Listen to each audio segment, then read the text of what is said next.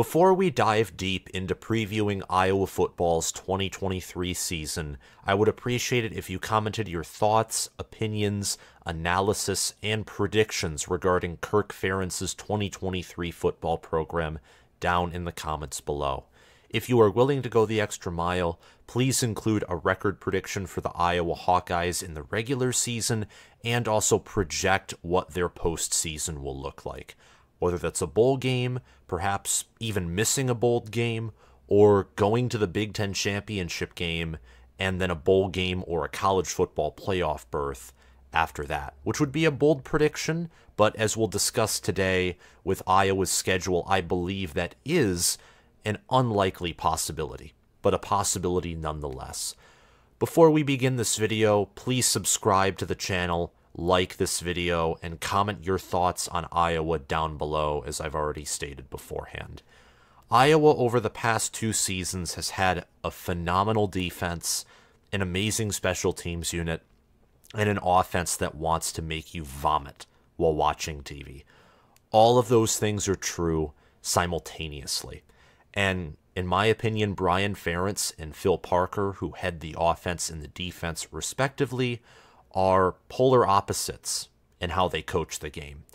Phil Parker is adaptive, does more with less, consistently reloads at every position, takes adversity like you should take adversity, and moves on, game plans, and is successful. And Phil Parker had to work his way up, playing college football at Michigan State, and then after being an amazing defensive back for the Michigan State Spartans, worked his way up the coaching ladder, and right now is where what I assume is his dream job. As with what Phil Parker has done as Iowa's defensive coordinator, I would imagine that he could get a head coaching job somewhere or a higher paying defensive coordinator job if he indeed wanted to. But he stayed with Iowa for quite some time, and good for him. I think that he is one of the best, if not the best, defensive coordinators in all of college football. I'd actually go a step further and say he is the nation's #1 defensive coordinator.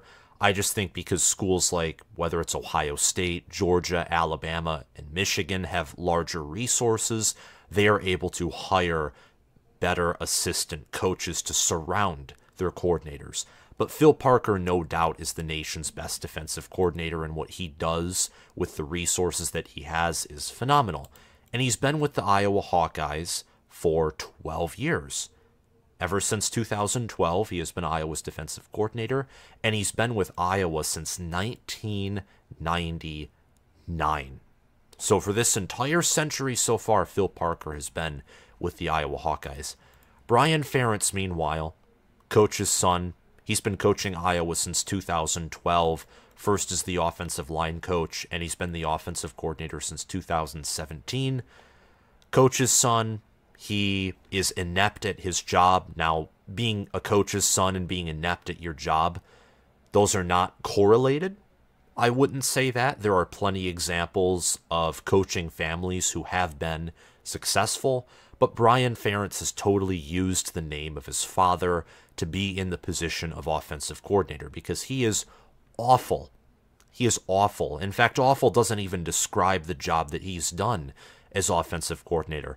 Iowa in 2021 scored 23.4 points per game, which was 99th out of 130 FBS teams. In 2022, Iowa scored 17.7 points per game, which was 123rd out of 131 FBS football programs. And those point totals are inflated because Phil Parker's defense loves scoring touchdowns on the defensive side of the ball.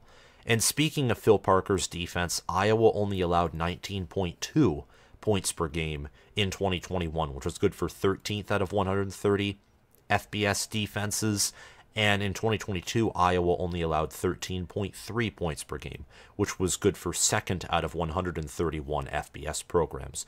Imagine if 2021's offense with Tyler Goodson and Tyler Linderbaum, along with a deeper and healthier wide receiver room, imagine if that offense, which was still terribly below average, but much better than the 2022 unit, was paired with the 2022 defense. A defense that faced Michigan and Ohio State that had a much tougher schedule, by the way, in my opinion at least, than the 2021 Iowa Hawkeyes did, and played better teams. Michigan and Ohio State in 2022 being far better than Iowa's toughest opponent in 2021, which was the Michigan Wolverines. And I think that Michigan made a big jump from 21 to 22. And I do think 2022 Ohio State, at least in Columbus and maybe on a neutral field, would have beaten 2021 Michigan. Matchups, it would be difficult, but Iowa faced better teams in 2022, and yet their defense improved drastically. The offense from the get-go looked far worse, and you saw that in the South Dakota State game, where the final score was 7-3, except Iowa didn't score a touchdown. They had two safeties, a field goal, and then allowed a field goal to South Dakota State. And that game is the epitome right now of Iowa football. Terrible offense, phenomenal, amazing, elite defense. And the reason I'm starting off here is you have to have perspective in order to preview and predict this coming season or any season. And Iowa has not had radical change. They're not starting off new like Nebraska, for example. And even with the Cornhuskers, you have to give perspective into how their teams have functioned over the past two seasons. Iowa still has Brian Ferentz as the offensive coordinator. They still have Phil Parker as the defensive coordinator. And the majority of their staff, from what I understand, is still intact.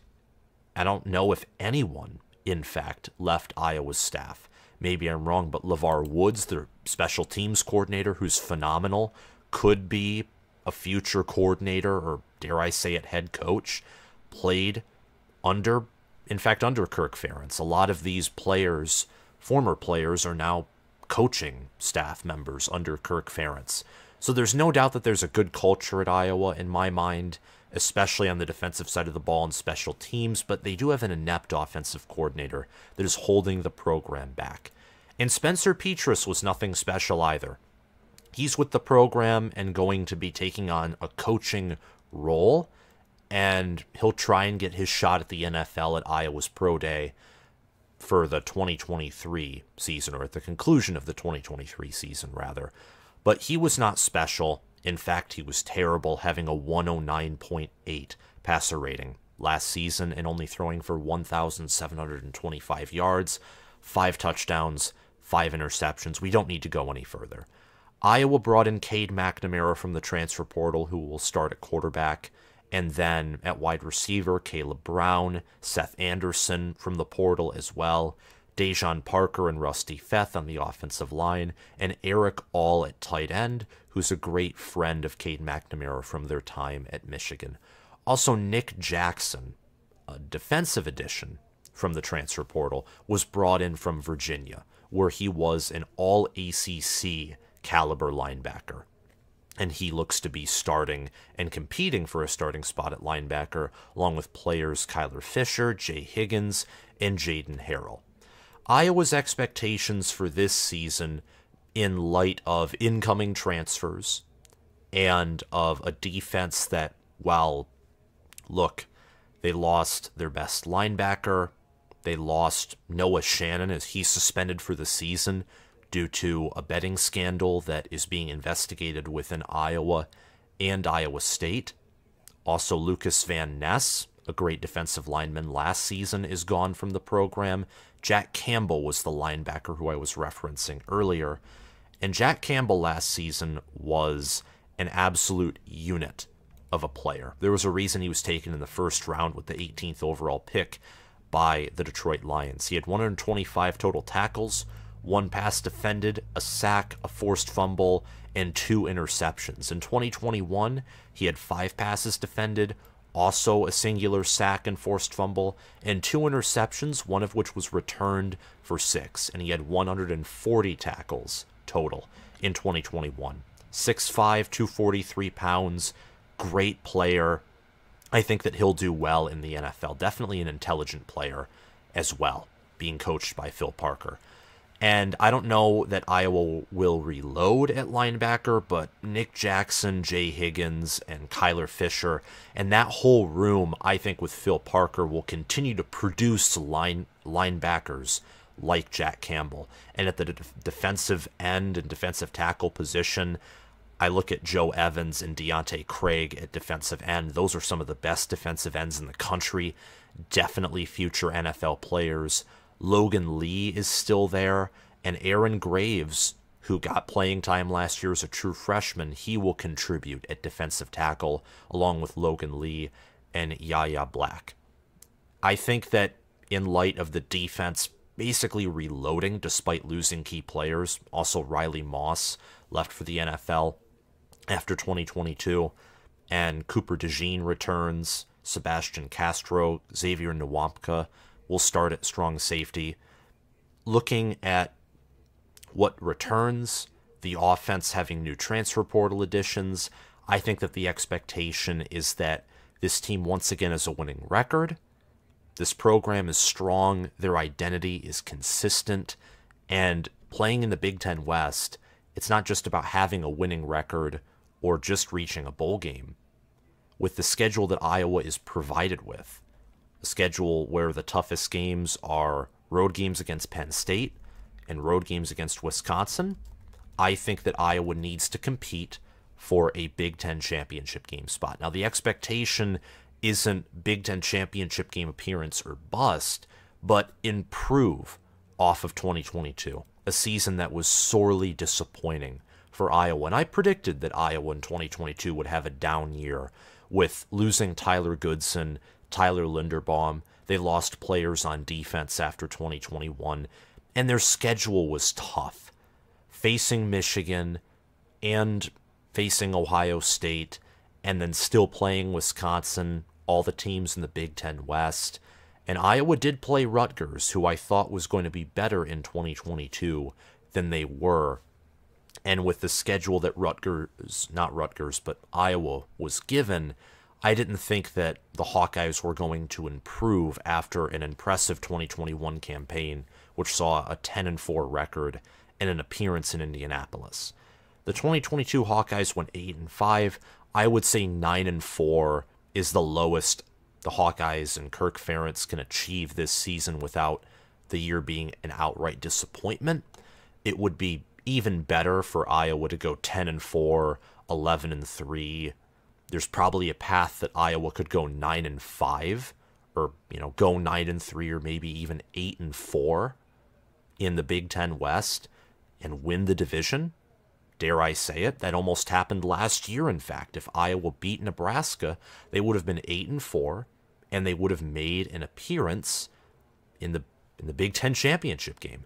Purdue did the same thing. Purdue went 8-4, and they made an appearance in the Big Ten championship game. So it is possible, depending on how the Big Ten West shakes out.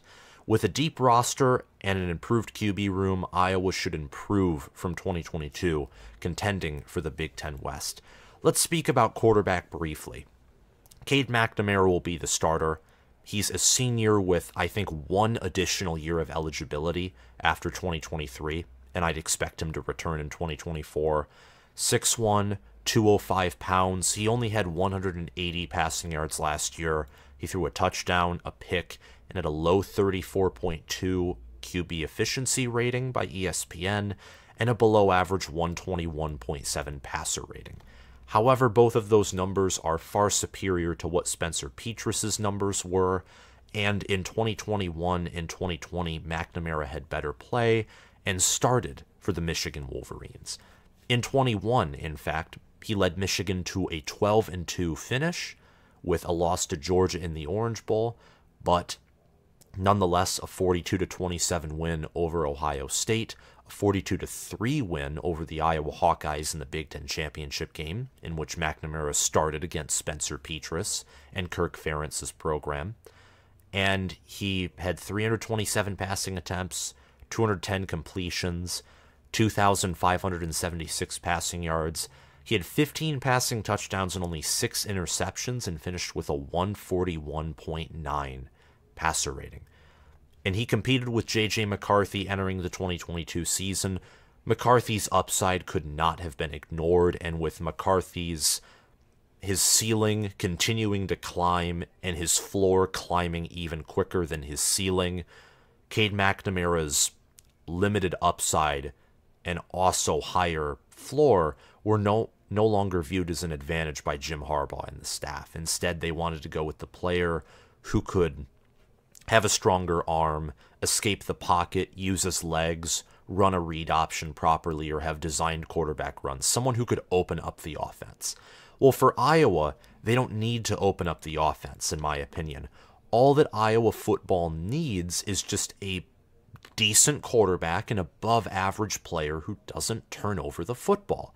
And I think that's what they got in Cade McNamara. I don't have the quarterback room being this spectacular, magical room where, like in 2018, Ohio State had Dwayne Haskins and Joe Burrow. That's not what I think about Iowa's quarterback room.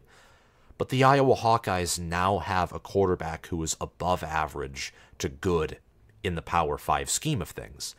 And with a running back room that features Caleb Johnson, who I think is a 1,000-yard rusher, one of the best running backs in potentially the nation. I'm going to go as high and say that. A wide receiver room that at least has competent players in Seth Anderson, Caleb Brown, and Nico Reganey. I expect Caleb Brown to be the team's best wide receiver. A tight end room that is one of the deepest in the nation with Luke Lachey and Erick. An offensive line that, while I don't expect to be amongst the Iowa offensive lines of 2016, 17, 18, and 15, I expect to be much better than in 2021 and 2022 due to experience and also what seems to be good development at the position and a solid two-deep.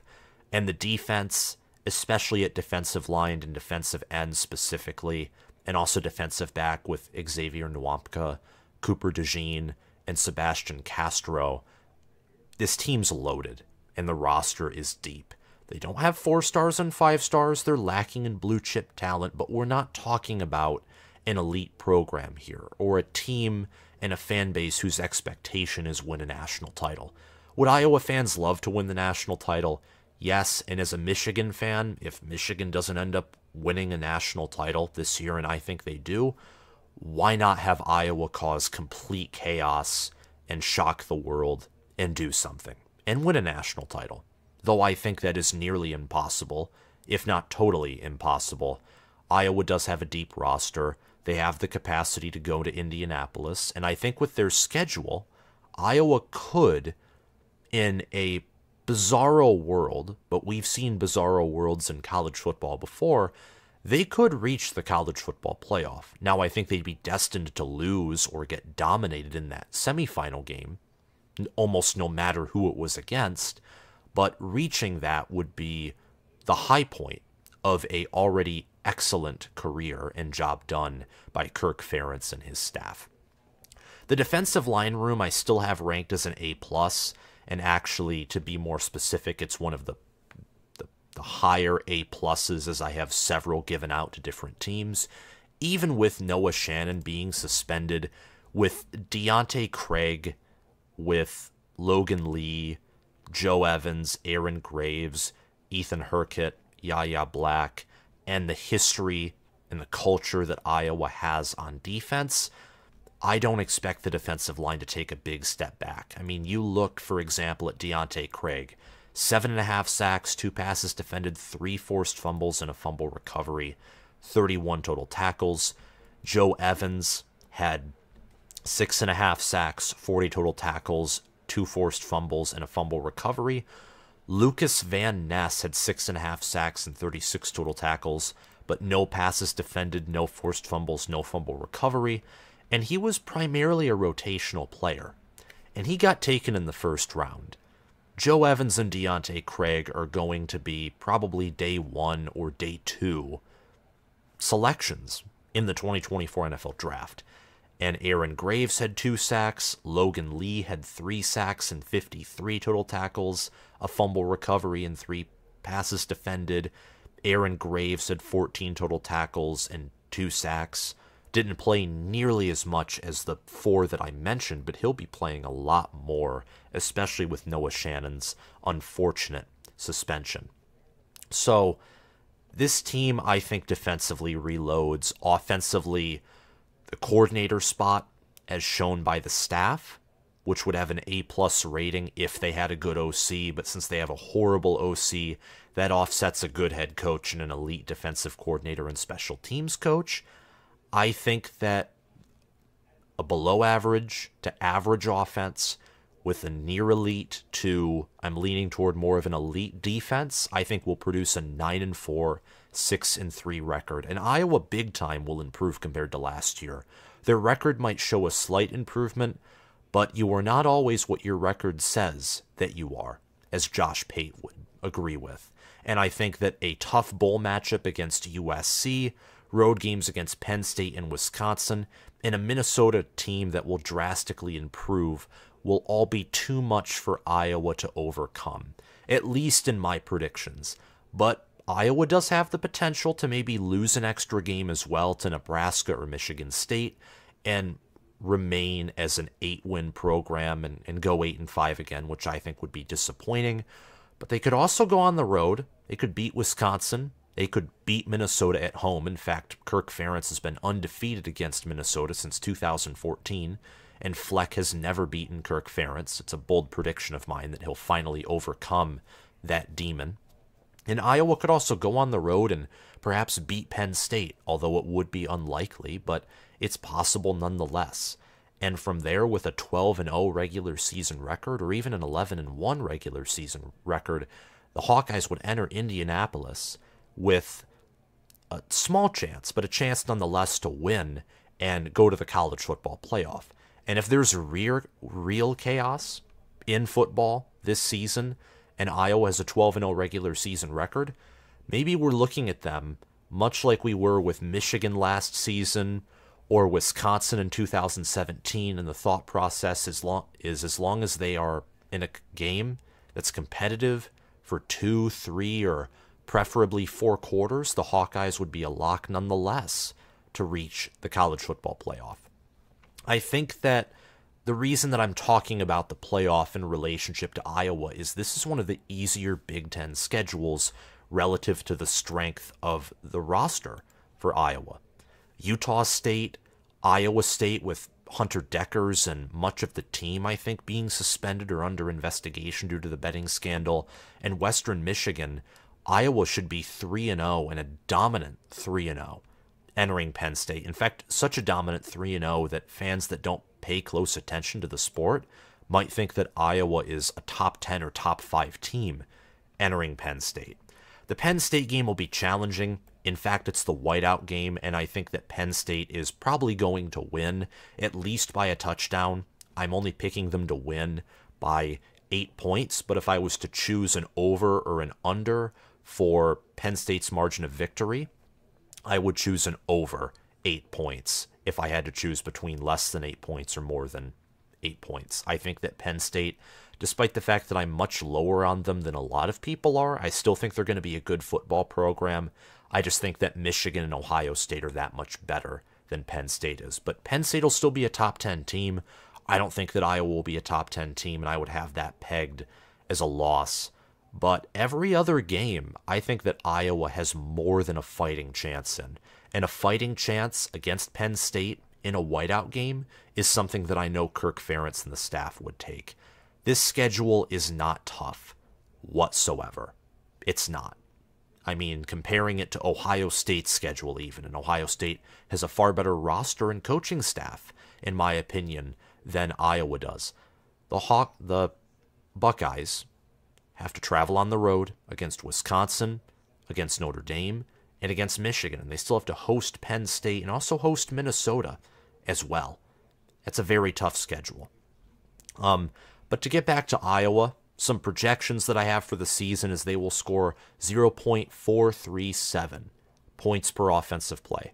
The Hawkeyes will pass for more than 200 yards this season, with Cade McNamara at quarterback being reliable and not turning over the football, and also tight ends Erick, Luke Lachey, and wide receivers Caleb Brown, Nico Reganey, Seth Anderson, and Deontae Vines, Iowa has no reason to stick to only a run-heavy offense. They don't have a reason to do that. They have Caleb Johnson, who I think is going to be a 1,000-yard rusher and one of the better running backs in the Big Ten. But when Luke Lachey has 398 receiving yards last year and averaged 14.2 yards per reception and had 4 receiving touchdowns, Nico Reganey, the team's best wide receiver, returns. Deontae Vines, he had 10 receptions. And the passing game was very underutilized last season. And that led to Arlen Bruce IV and also Keegan Johnson transferring out of the program. And as much as I criticize Brian Ferentz, I think that he will at least be adaptable enough to see that, hey, I have one of the best tight ends in the nation in Luke Lachey.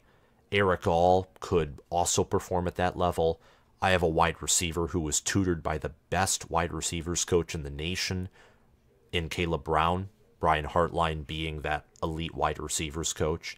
And I have a quarterback who's much better than Spencer Petras and potentially better than Nate Stanley.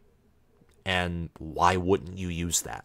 At least in tandem and with a balanced attack with Caleb Johnson being on the ground and with an offensive line that returns all 5 of their starters in Nick DeJong and Connor Colby at guard, Logan Jones at center, and Mason Richman and Jennings Dunker at tackle. And Rusty Feth and Dejon Parker at guard and tackle respectively. They will contribute to the offensive line. And I think that with a push on the ground, with good pass protection, and with a much better quarterback, even if the play calling is annoying and still inept, I think this offense will improve rather drastically just from the quality of players on the field compared to last year. The Hawkeyes will score 36 total touchdowns and have 22 total field goals. The kicking game will be phenomenal as Iowa returns their starting kicker from last season in Drew Stevens, who made 16 field goals off of 18 attempts. He was 7 of 7 in the 20s, 3 of 3 in the 30s, 4 of 6 in the 40s, and 2 of 2 in the 50s with a long of 54, 72 total points. He only had 24 extra points. If that doesn't tell you how inept the offense was, I don't know what does, and you need help. Or maybe you're just Brian Ferentz, in which case, again, reference back to the earlier point, you need help. This defense will have over 3 sacks per game. They'll have 18 interceptions like all Phil Parker defenses do. They will swarm like wasps to the ball, and you won't be able to stop them. You'll have to play mistake-free, control the game, and be efficient. Or, if you're Ohio State, you can still pass heavy, but because you have an elite quarterback and an elite wide receiver room, it doesn't matter. You'll eventually burn their corners. One or the other is needed to beat Iowa's defense. And by beat Iowa's defense, I mean score more than 20 points on that defense. They will be vicious yet again. My offensive MVP is quarterback Cade McNamara. I think that McNamara will be relied on much more at Iowa than he was with Michigan because he won't have as good of an offensive line with Iowa. His receiver core, Michigan's receiver core in 2021 without Ronnie Bell and with only Roman Wilson and Cornelius Johnson and Andrell Anthony, Dalen Baldwin, and other players, the receiving core for Michigan in 2021 was weaker than in 2022, and perhaps by a significant margin as Ronnie Bell was the team's best receiver for the Wolverines in 2022. This Iowa receiver room has the potential to be as good as that Michigan receiver room in 2021. And the tight end room, I would say, is better. I think Luke Lachey and Erick this year are better than Erick and Luke Schoonmaker in 2021.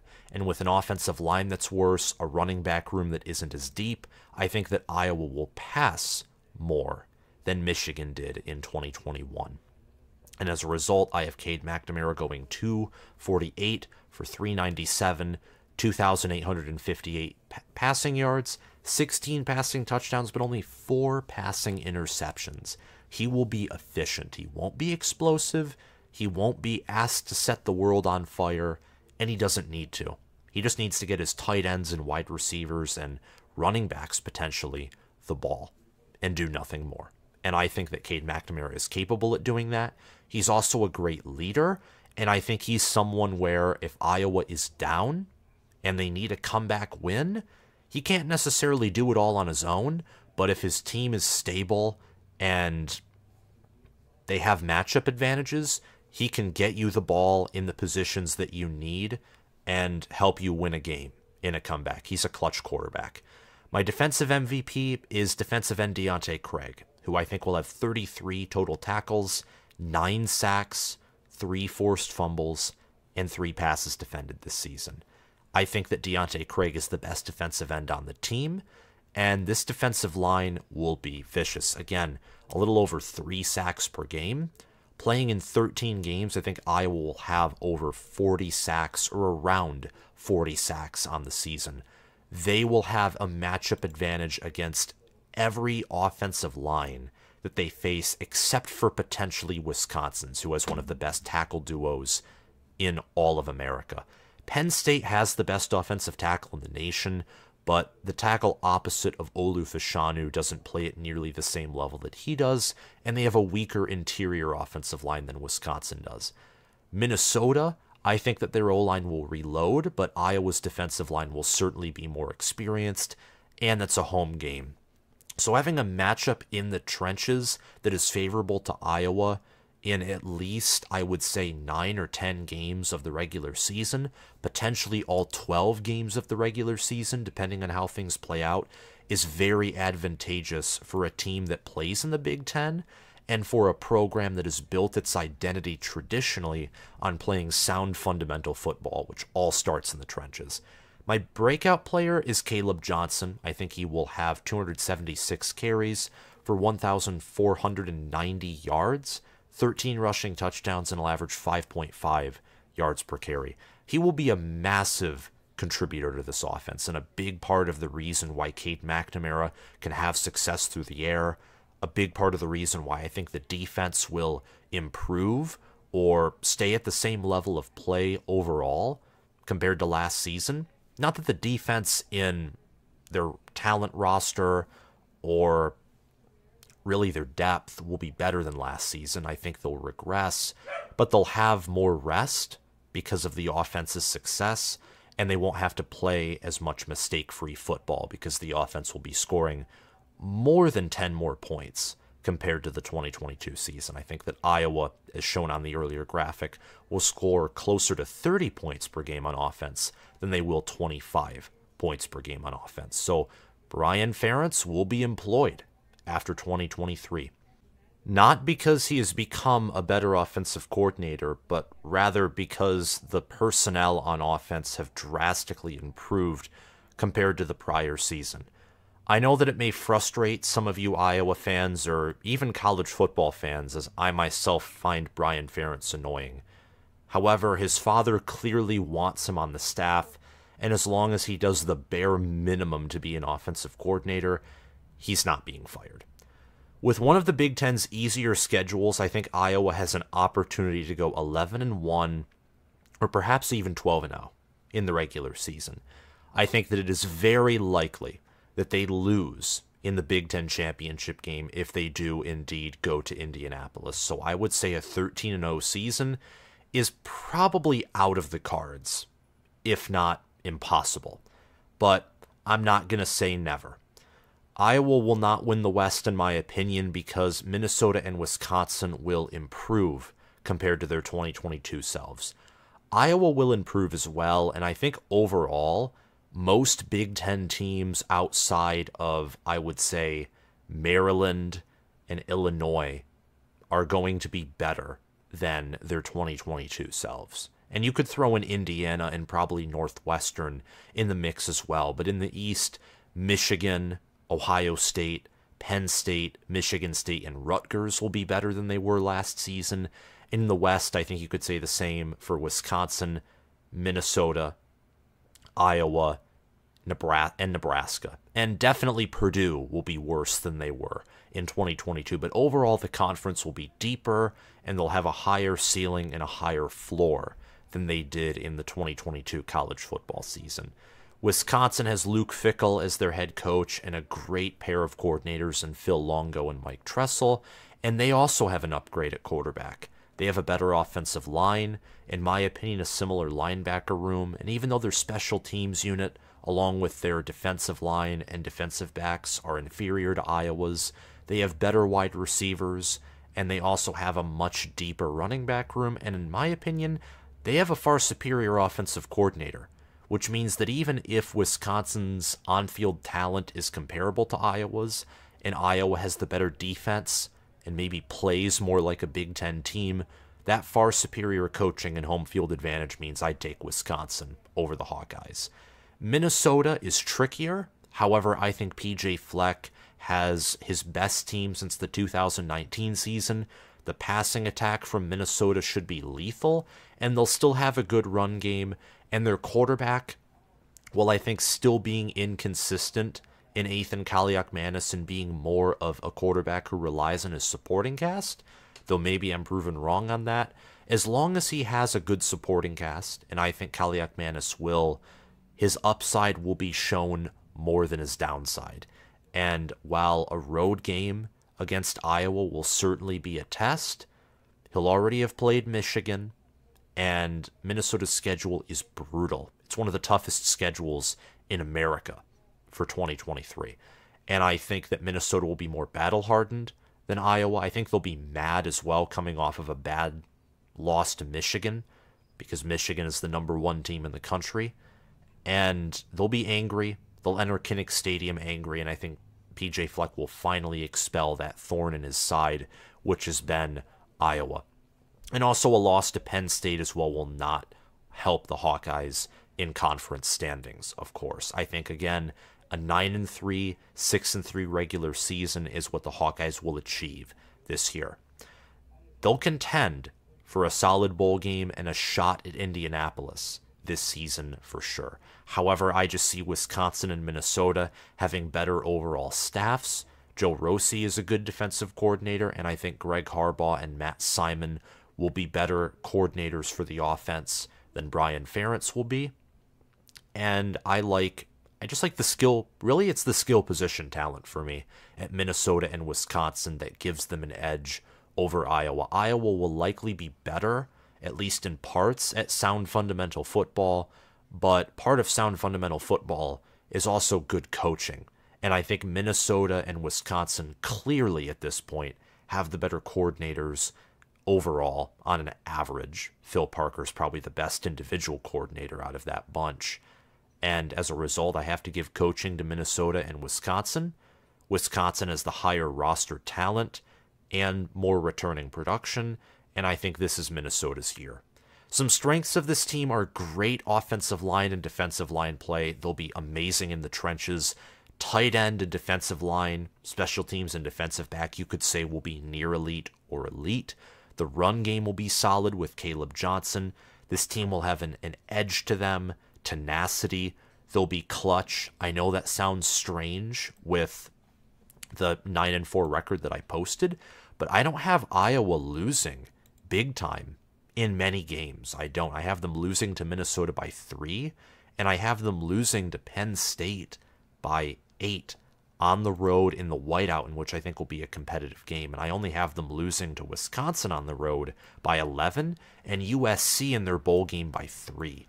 So this team will play in close games. They'll be clutch in their own way. And also Phil Parker by himself is a strength.